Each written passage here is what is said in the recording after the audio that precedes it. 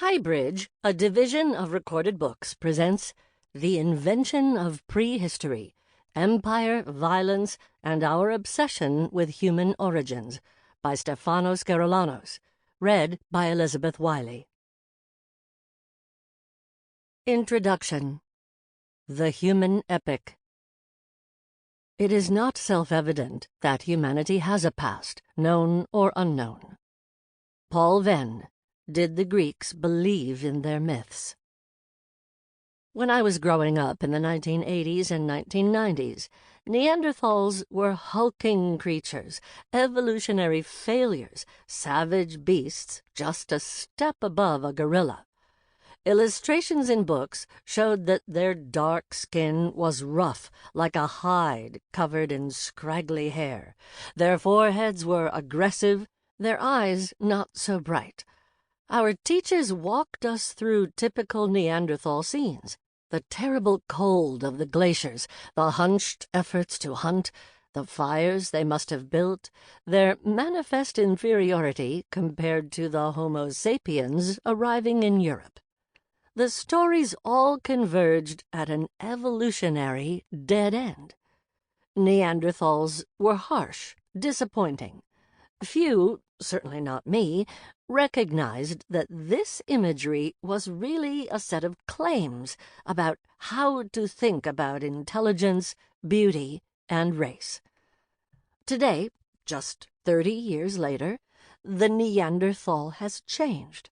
In newer life-size reconstructions, Neanderthal families figure as pensive-looking redheads and even blondes, blue-eyed, light-skinned, often with tools in hand and dressed in hides.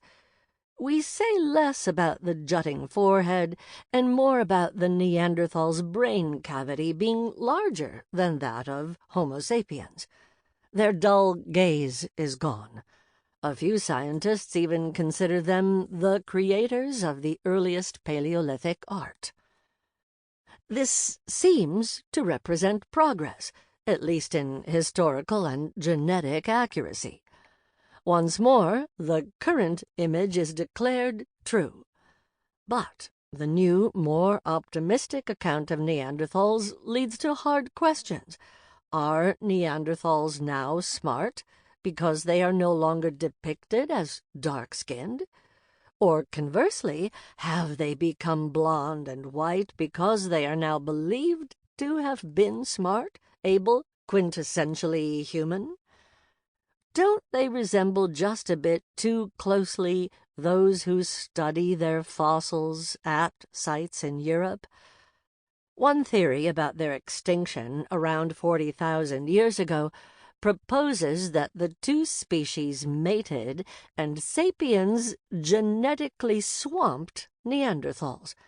Another, that sapiens conveyed diseases to which Neanderthals had no resistance. Yet another, that the African sapiens swept in and raped and slaughtered the European Neanderthals. This last notion finds adherents on the political far right today, for whom Neanderthals sometimes figure in grotesque white genocide and great replacement claims. In such schemes, Neanderthals are the original white Europeans who suffered after stupidly welcoming African migrants. The Neanderthals themselves say nothing. We arrange them into whatever position we need them to take. Neanderthals play a minor and rather benign role in modern thought and self-knowledge. Other figures from the deep past are far more troubling.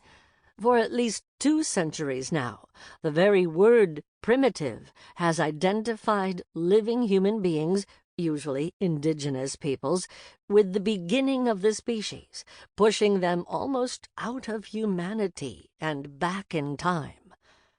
Since the 18th century, the word barbarian has been used to describe peoples deserving of scorn. The barbarian is other. It is a brute, an enemy. It is it, and not he or she. But maybe barbarians are also our past. They must be understood better. They must be tamed and domesticated. Human origins are not mere abstractions, nor are they simple prompts for thought experiments and pure scientific inquiry. Promises and violence have regularly been unleashed in their name. Theories of our past have shaped history and the world we live in today. That, at least, is the contention of this book. There is perhaps no grander story than humanity's emergence out of nature.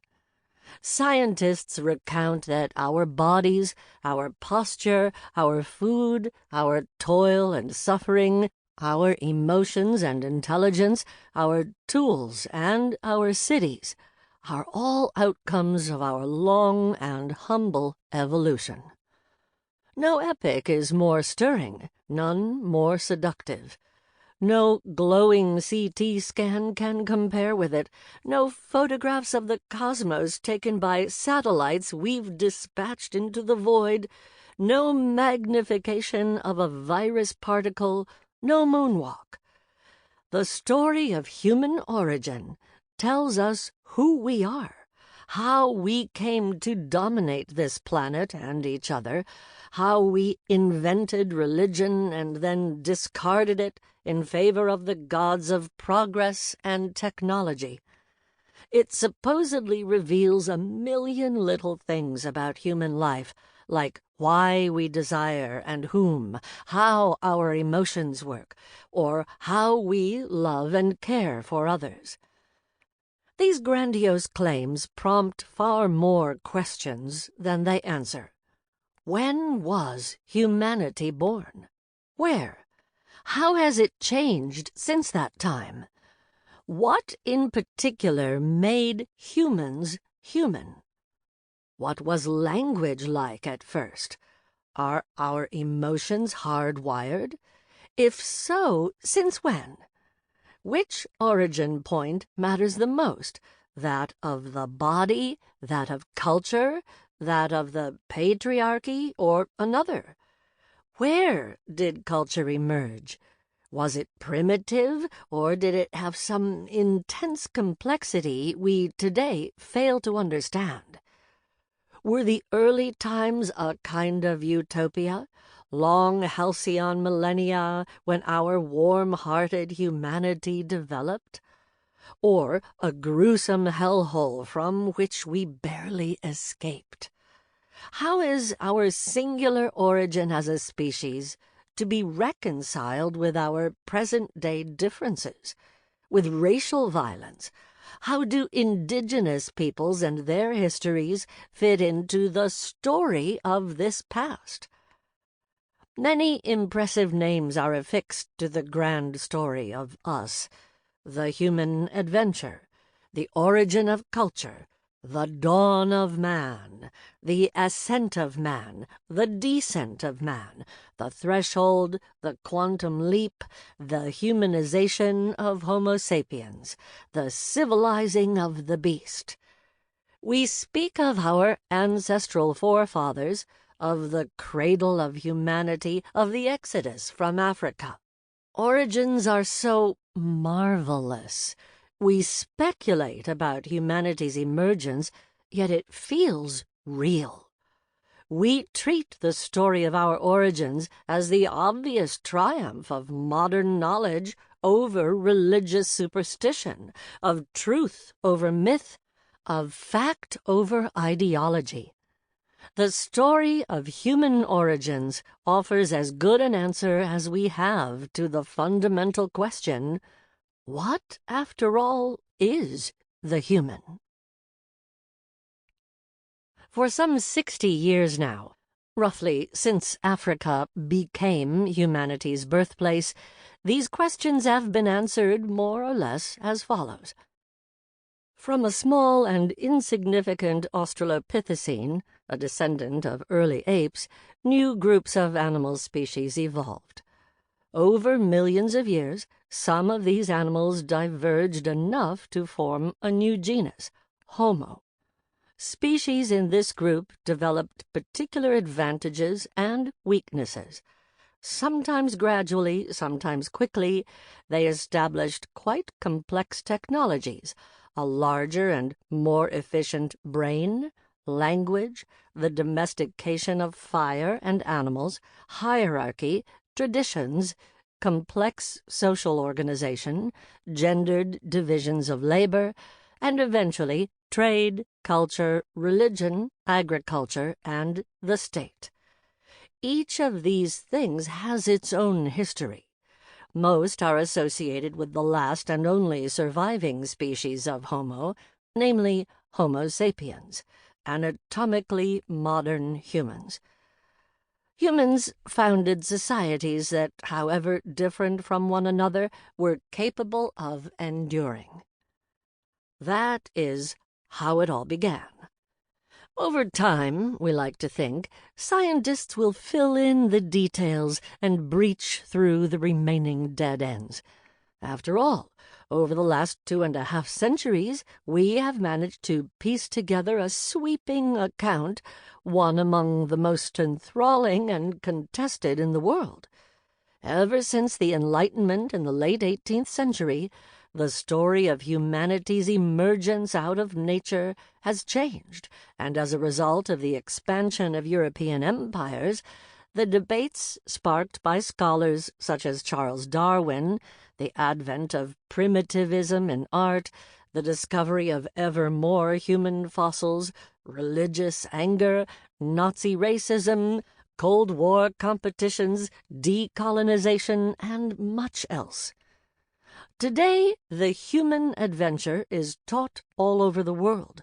News outlets from Scientific American to the New York Times, to say nothing of unreliable internet sources, report breaking news about the earliest past.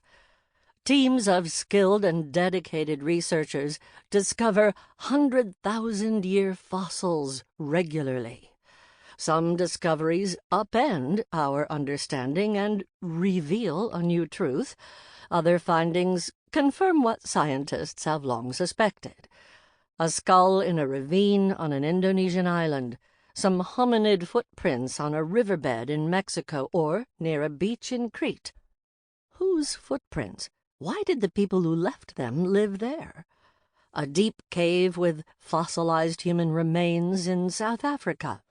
Were they slaughtered or buried in a ritual?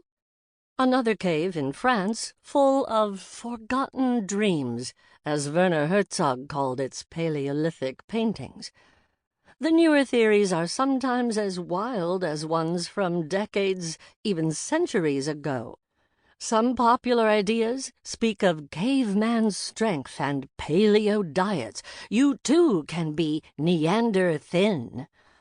Other, more obviously scientific ideas concern genetic signatures that tell us that humans have a ghost ancestor.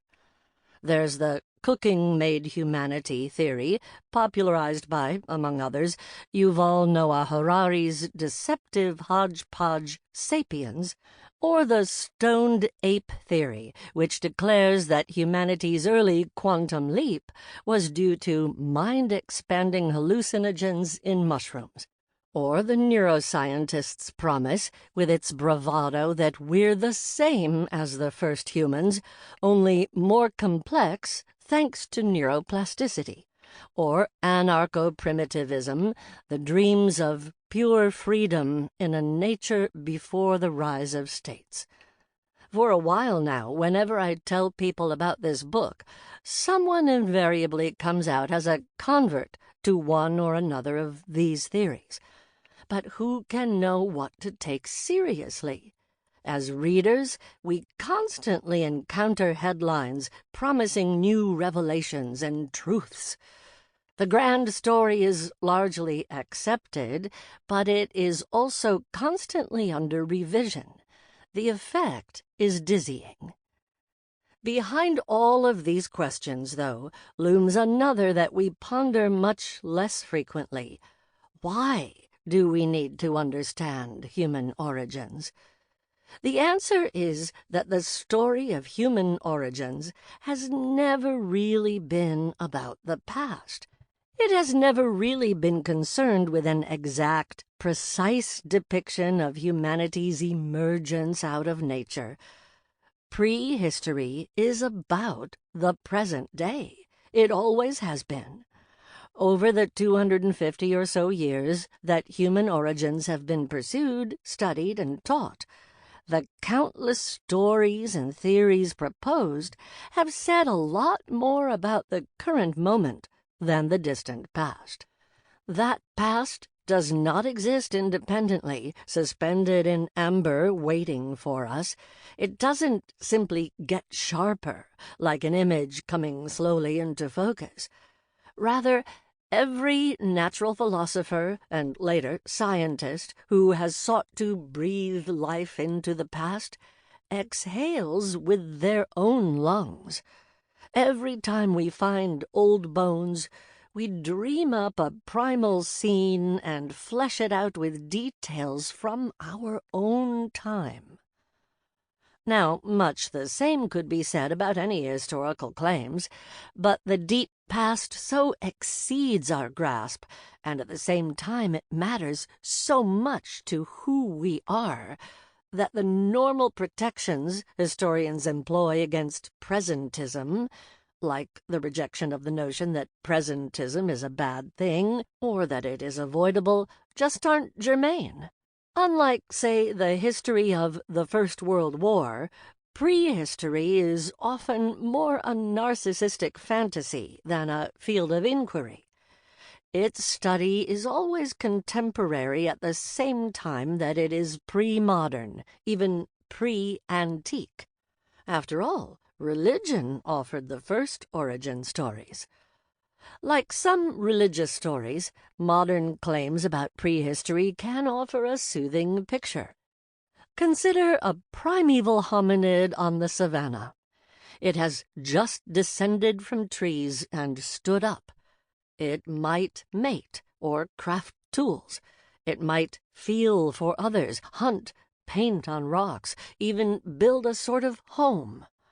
That creature speaks to us. It quenches our thirst for self-knowledge. Entire sciences have been built to tell us how we came to be. Careers have been made, curricula drawn up, knowledge pushed forward, policies rewritten. Thinking about human origins has been one of the most generative intellectual endeavors in modern history. It has also been one of the most ruinous.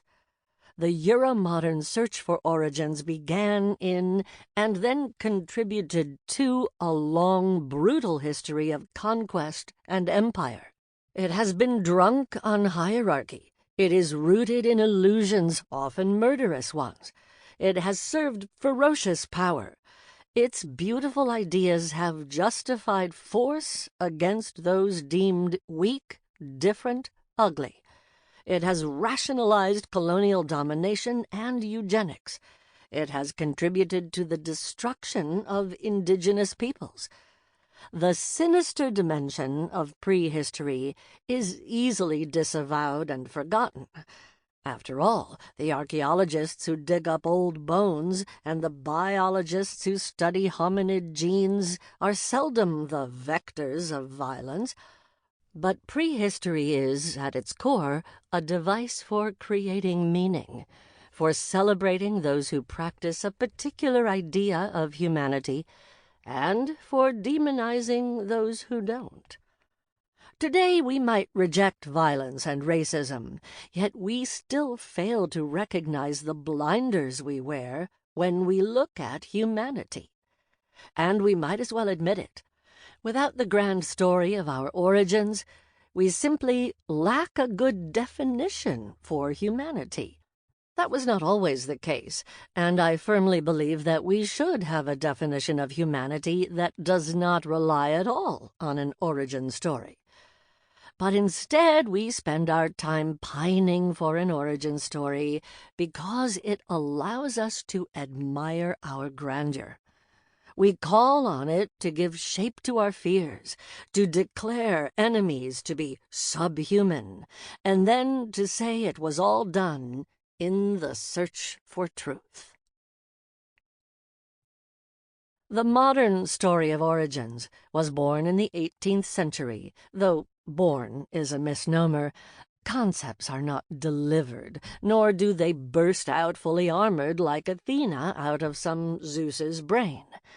Even so, by around 1750, the Christian version of creation had long lost its stranglehold, and notions of a world before civilization and history were coming into focus. This was a consequence of two major developments that shaped Western intellectual life. First, Europe's colonization of the New World. How could humans exist in America and not be accounted for in the biblical account of creation? At first, the native peoples who were discovered in the Americas were deemed simply subhuman. In 1537, Pope Paul III anointed them as human and rational beings in the bull Sublimus Deus. European empires expanded rapidly, and so did a certain awareness of other people's customs and a need to understand who one was ruling or trading with. Paul III's bull hardly ended the debates on native humanity, but it led to a shift in the concepts used to reject indigenous peoples. They became cannibals, then savages. Later, they got retrofitted as primitives, meaning peoples living as the original humans had before civilization arose. Second, the appearance of a European discourse of the earliest past that had serious empirical commitments. This was a new and also specifically European approach. In the 16th century, humanist scientists like Johannes Kepler and Joseph Scaliger were mapping astronomy onto ancient texts. Isaac Newton and his contemporaries obsessed over how to reconcile events in the Hebrew Bible with Greek texts and Assyrian steles.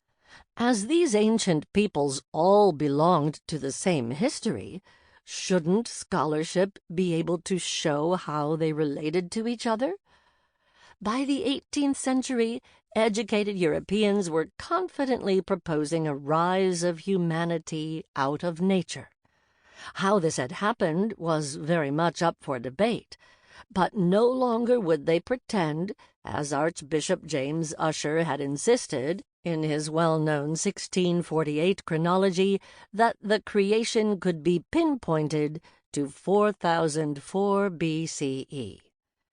In other words, by around 1750, European thinkers and scientists were looking to a history before creation, a time before history as it was known, and they were trying to understand their own civilization by contrasting it with those newly discovered peoples they dehumanized and consigned to the past.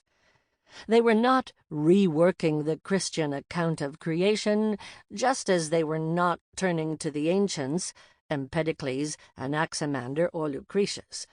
Instead, they scrutinized language, biology, material culture, and even violence in their own time for clues about the original humans.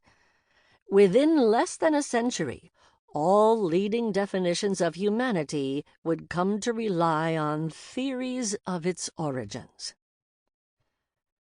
This book tells the history of prehistory since its invention.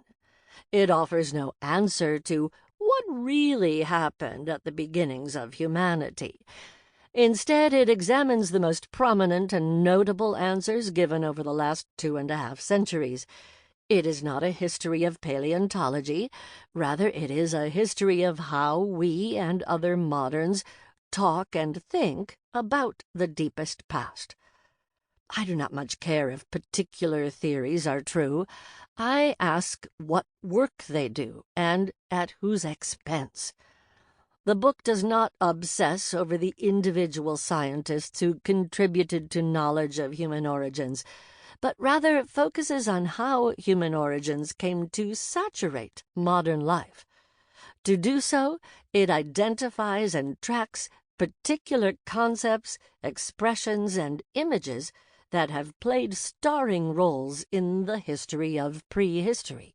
These include the violent state of nature, barbarians, the infancy of humanity, the earth before man, dinosaurs, ruins and vestiges, the Sanskrit language and Indo-European conquerors, stadial theories, evolution and evolutionary anthropology, matriarchy, the savage beneath the thin veneer of civilization, primitive communism, natives who disappear, flooding hordes, cave art and primitive religion, totemic feasts and Freudian Oedipal murder, Nazi Aryanism and anti-Semitism, killer apes, Neanderthals, man the toolmaker, aquatic apes, primitive warfare, mitochondrial eves,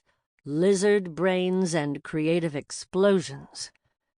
I have tried to select those concepts that have been the most influential, the most controversial, and also those that gained an acceptance and became almost, so to speak, second nature, at least for a period of time. To the people who subscribe to them, they evoke something primal. They draw a rich picture of the deep past and its dramas. They show up in scientific treatises, but also in politicians' speeches, in novels, in news reports, in pedagogy. The invention of prehistory is their genealogy.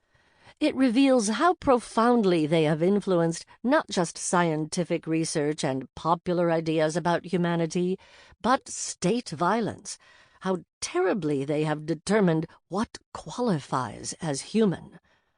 This is a book about science and speculation, about the space where each loses itself in the other, the great gray zone where rigorous research meets with righteous belief. There are reasons why I have told this story through concepts rather than individual scientists or treatises or books. First, I do not write to cast aspersions on particular researchers, their goodwill, or their ability, though on occasion I cannot help it. Nor is scientific inquiry my target here. I am much more interested in how these concepts shaped modern humanity. Concepts are intertwined with the knowledge they sustain, with the way we experience the world, with the social conditions that make them possible, with the human lives they help form. Concepts don't float in mental clouds. Rather, they thread together the discrete aspects of the world for us. To understand them is to realize how they escape the meaning we want them to have, how they often tell a very different story than what those who devised them wanted to tell. Perhaps every story about humanity is a tale of grandeur and dehumanization.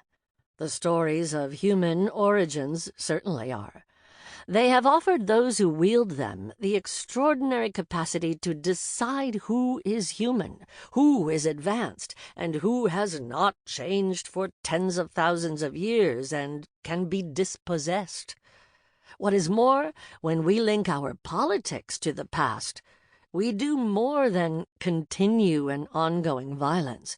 We shackle what is actually politically possible. Bracket the deepest past. Stop trying to answer the grandiose question, where did humanity come from? And suddenly these stories, these myths, come into relief. It is time to wallow a little less in origins and to come to terms with the appalling consequences that these stories, our story, have had. The hit.